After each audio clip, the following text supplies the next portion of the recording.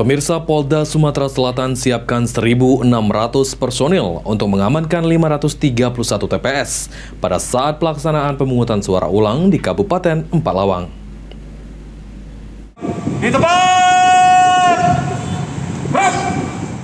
Menjelang pelaksanaan pemungutan suara ulang di Kabupaten Empalawang, sejumlah persiapan telah dilakukan termasuk dari Kepolisian Polda Sumatera Selatan. PLH Kepala Bagian Kerja sama Biro Operasi Polda Sumatera Selatan, AKBP Helda Prayitno menyampaikan bahwa untuk mengantisipasi keamanan Polda Sumatera Selatan telah menyiapkan 1.600 personil untuk mengamankan 531 tempat pemungutan suara ulang di Empalawang dengan menempatkan 2 personil di tiap TPS. Untuk personil BKO sudah bergerak pada H-3 ke Kabupaten Empalawang. Menurutnya seluruh wilayah memiliki potensi, maka antisipasi tetap dilakukan agar situasi tetap kondusif.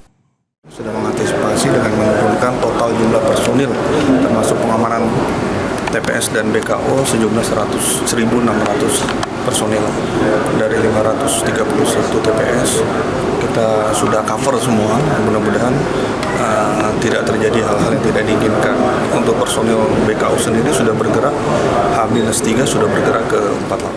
Pemerintah Provinsi Sumatera Selatan serta pihak terkait saat ini telah melakukan sejumlah persiapan untuk mematangkan pelaksanaan pemungutan suara ulang di Kabupaten Empalawang pada tanggal 19 April mendatang. Ilham Wahyudi, PAL TV.